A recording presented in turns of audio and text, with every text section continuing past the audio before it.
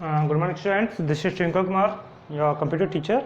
Today, our class for class 9th and 10th, subject computer, unit 2nd, and your topic is C programming language.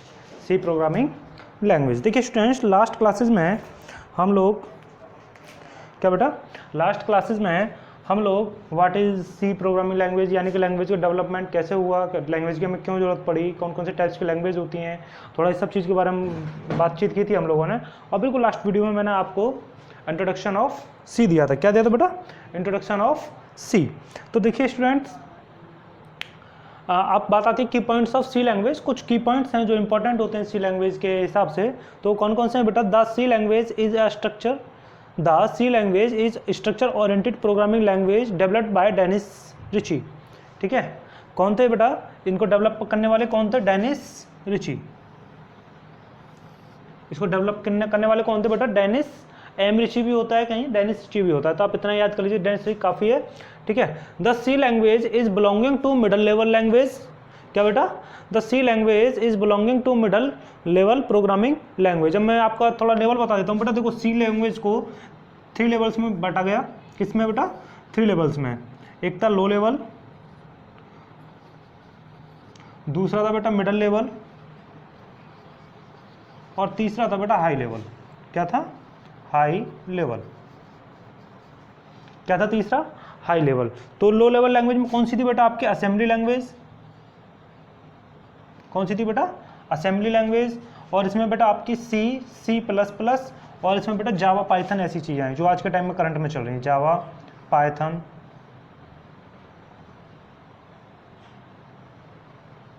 Java Python etc। ये बेटा current की जो चल रही है आपकी लैंग्वेज वो थी जावा पाइथन। और ये आप इसको बना लेना टेबल टाइप से, इतना ही काफ़ी है। लो लैंग्वेज कौन सी में थी बेटा? लो लेवल में कौन सी थी आपकी? असेंबली। ये सी के हैं बेटा, सी के लेवल हैं ये।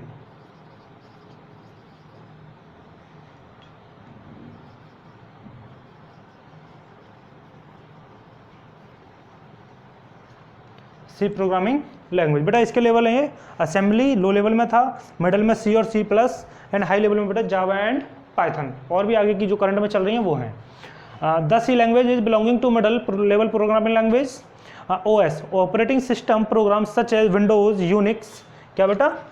Windows Unix Linux are written in C programming language. यानी कि जितने भी आपके ऑपरेटिंग सिस्टम जो आप यूज़ कर रहे हो आज के टाइम में, वो किस में लिखे हुए हैं बेटा?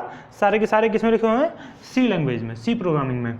C89, ये C89 और C99 are standardise edition of C language. जब इसका डेवलपमेंट हुआ था उसके बाद में जो तुरंत इसके एडिशंस आए थे, जो चेंजेस होकर एडिशंस आए थे बेटा, वो कौन से थे इसके? कौन से थे बेटा? C89, C90 एंड C99। It is nothing, it is the year of developing.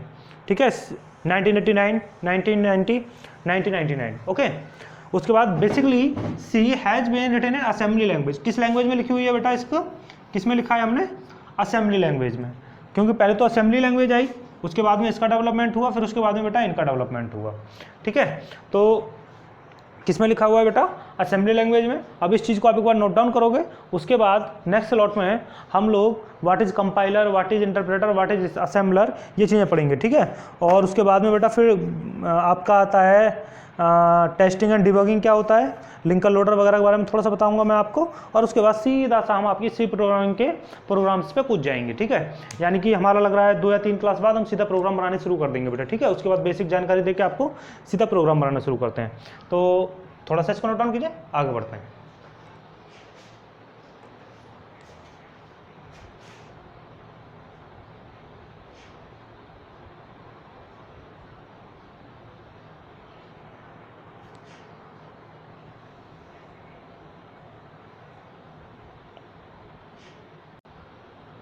Okay students, आपने नोट डाउन कर लिया होगा बेटा। मैं इसको थोड़ा रफ करता हूँ, उसके बाद वीडियो को कुछ टाइम के लिए मैं पॉज करूँगा, क्योंकि मैं लिखने वाला हूँ बोर्ड पे, और तो वीडियो की लेंथ काफ़ी लेंथी हो जाती है, फिर आपको भी दिक्कत होती है।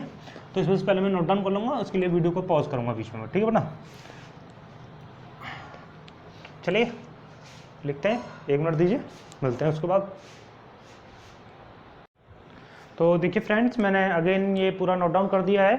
और अब मैं आपको बताने वाला हूँ what is compiler, what is interpreter. ठीक है, कंपाइलर क्या होता है और इंटरप्रेटर क्या होता है। यानी कि कंपाइलर के बारे में आपने बार बार मेरे मुंह से बहुत जिक्र सुना होगा कि कंपाइलर लगा होता है, ये मशीन लैंग्वेज को, सॉरी हाई लेवल लैंग्वेज को या यूजर फ्रेंडली लैंग्वेज को आपका कंप्यूटर फ्रेंडली लैंग्वेज में या फिर सिस्टम फ्रेंडली लैंग्वेज में चेंज कर देता है। तो क्या होता है बेटा कंपाइलर। कंपाइलर क्या होता है, a program which translate a high level language program, a program which translate a high level program language into a machine language program is called a compiler।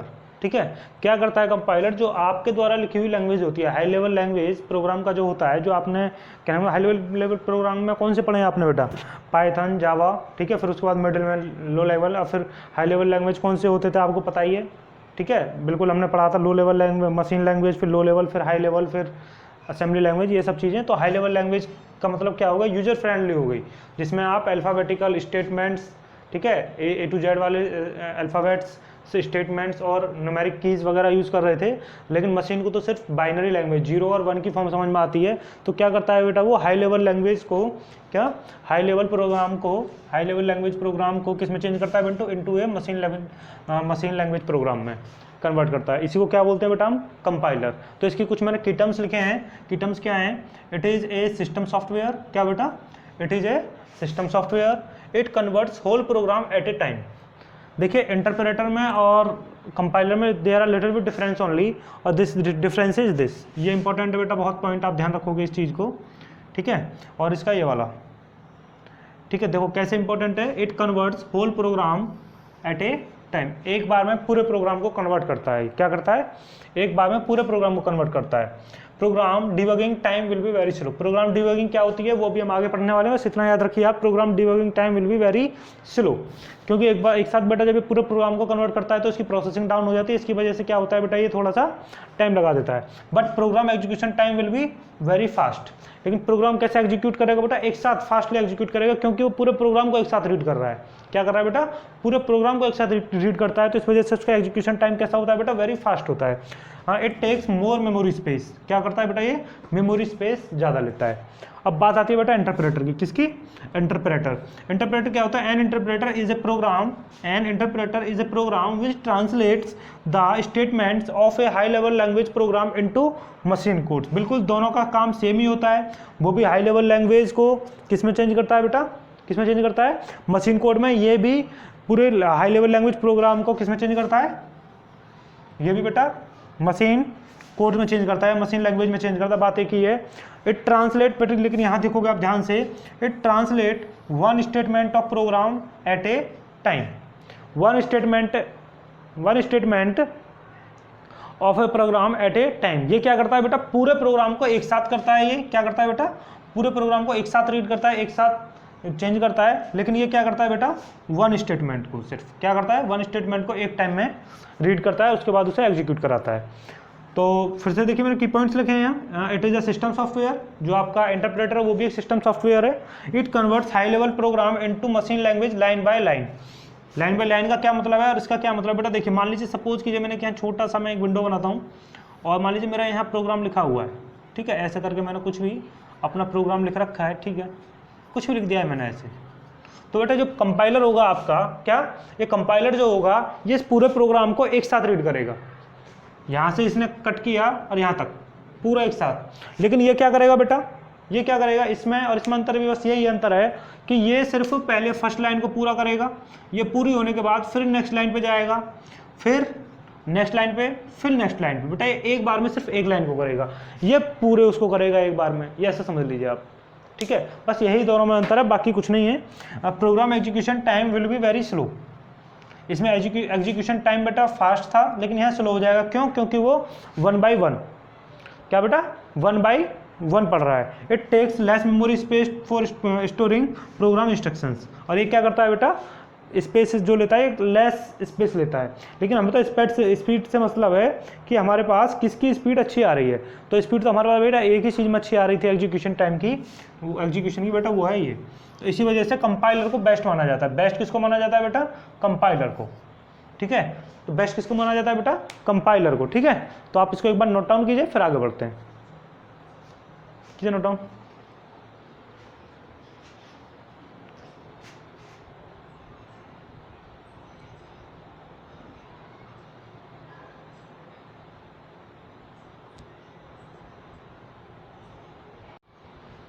हाँ तो देखिए फ्रेंड्स, बिल्कुल लास्ट स्लॉट में हम लोगों ने असेंबली लैंग्वेज सॉरी कंपाइलर और interpreter के बारे में बातचीत की थी। अब बात करते हैं बेटा असेंबलर के बारे में। असेंबलर क्या है, देखो आप अच्छे तरीके से जानते हो कि असेंबली लैंग्वेज क्या होती है। ऐसी एक असेंबली लैंग्वेज एक लैंग्वेज थी जिसमें हम न्यूमेरिक कोड्स का यूज़ करना शुरू किया हमने। ये मशीन लैंग्वेज से तुरंत ऊपर उठ के आई थी, तुरंत बाद की लैंग्वेज थी। और क्या करती थी ये बेटा, जो हमारे न्यूमेरिक कोड्स होते थे वहाँ हम यूज़ कर रहे थे, ठीक है। तो ये क्या करता है असेंबलर, जो आपके असेंबली लैंग्वेज में लिखा हुआ प्रोग्राम होता है इसको किस में चेंज करता है बेटा, मशीन लैंग्वेज प्रोग्राम में। किस में चेंज करता है, मशीन लैंग्वेज प्रोग्राम में, ठीक है। और आपको पता है कि असेंबली लैंग्वेज में क्या यूज होते थे बेटा, न्यूमोनिक सिंबल्स या न्यूमेरिक कोड्स। क्या यूज होता है बेटा, न्यूमोनिक सिंबल्स या न्यूमेरिक कोड्स। तो इनको चेंज करने के लिए जो हमने एक सॉफ्टवेयर यूज़ किया, सिस्टम सॉफ्टवेयर, उसको क्या बोला गया बेटा, असेंबलर, ठीक है। तो then can be easily translate into machine codes. इसके बारे में सिर्फ इतना ही है, ठीक है। तो आपको इजीली समझ में आ गया होगा ऐसा सॉफ्टवेयर जो असेंबली लैंग्वेज के प्रोग्राम्स को मशीन लैंग्वेज प्रोग्राम में चेंज करने का काम करे, असेंबलर, ठीक है। और क्या यूज होता है बेटा, ये आपको याद रखना है हमेशा, न्यूमेरिक कोड्स, न्यूमेरिक कोड्स। अब बेटा डिबगिंग क्या होती है, बहुत वर्ड यूज कर रहे थे हम, debugging. Debugging is process in which program errors are removed. क्या होता है बेटा, देखिए पहले प्रोग्रामिंग की टेस्टिंग होगी। देखिए क्या होता है बेटा, प्रोग्राम की टेस्टिंग होती है। Testing is the process in which a program is validated for execution.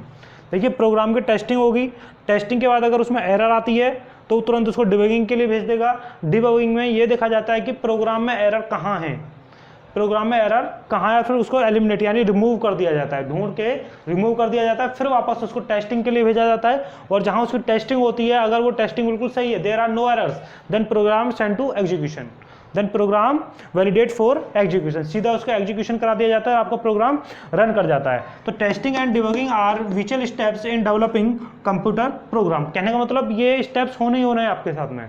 जब आप किसी भी प्रोग्राम को रन कराओगे तो टेस्टिंग और डिबगिंग इतने बहुत कम टाइम में हो जाते हैं कि आपको एक्चुअल में तो पता ही नहीं चलेगा अगर आपका प्रोग्राम में रन कोई भी एरर नहीं है। अगर एरर है तभी आपको पता चलेगा कि मेरे प्रोग्राम की टेस्टिंग और डिबगिंग हो रही है, अदरवाइज नहीं पता चलेगा, ठीक है। They are also time consuming. बेटा जब सीधी सी बात है, जब आप टेस्टिंग कराओगे किसी भी चीज़ का, डिबगिंग कराओगे, एरर सारी है, फिर दोबारा टेस्टिंग करा रहे हो तो टाइम तो लगता ही है उसमें। तो इस वजह से इसको बोला they are also, both are process also time consuming, okay. In general program errors are 4 types. बेटा देखिए जनरली 4 टाइप्स की एरर आती हैं। पहला सिंटैक्स एरर, दूसरा है लिंकिंग एरर, तीसरा है रन टाइम एरर और चौथा है बेटा लॉजिकल एरर। कौन सा, syntax error, linking error, run time error and logical errors. देखिए एरर्स के बारे में आगे पढ़ेंगे, बस थोड़ा सा पहले जान लेंगे प्रोग्राम में। मैं थोड़ा सा आपको प्रैक्टिकल करा के दिखाऊंगा पहले, एरर्स पढ़ाने से पहले कि प्रोग्राम में किस टाइप के एरर्स आती हैं, ठीक है। तब आपको मैं एरर्स के बारे में पढ़ाऊंगा। तो इसको हम यहीं रोकेंगे टॉपिक को। और उसके बाद जो हम नेक्स्ट वीडियो में पढ़ेंगे बेटा, वो पढ़ने वाले हैं हम सीधा हेडर फाइल क्या होती हैं, कीवर्ड्स वगैरह क्या होते हैं। अब हम बेटा नेक्स्ट उससे देखिए ज़्यादा से ज़्यादा 1-2 क्लास और लगेंगी आपकी थ्योरी वाली, उसके बाद सीधा हम प्रोग्राम में पहुंचने वाले हैं, ठीक है। प्रोग्राम को सीधा कंप्यूटर पर टाइप करेंगे और उसको रन कराना शुरू कर देंगे। तो please student note this work and complete revise this topic again and again. And after that coming video we also we will discuss with you about the concepts of C language programming. So please revise this topic and watch upcoming videos. Okay student, thank you.